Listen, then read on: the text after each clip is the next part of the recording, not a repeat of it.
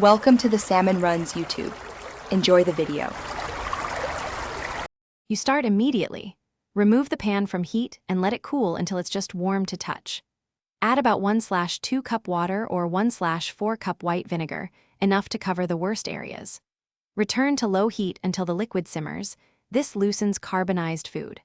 Once simmering, use a wooden spatula to gently scrape the softened bits. That mechanical action with hot liquid is what separates burnt residue from the stainless surface. Make sure to work the whole base, concentrating on dark patches. Once done deglazing, turn off the heat and let the pan cool slightly. Pour off most of the liquid but leave a thin layer.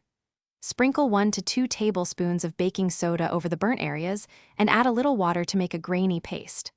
The mild alkalinity lifts carbon, while the gritty texture aids abrasion without scratching.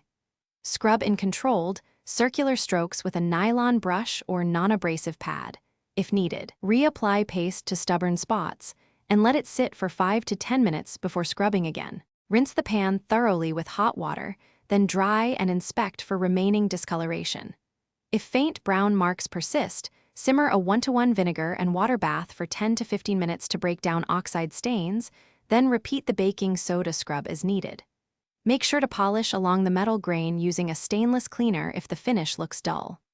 Troubleshooting tip: if nothing lifts, avoid steel wool. Instead, combine a commercial stainless cleaner with gentle rubbing.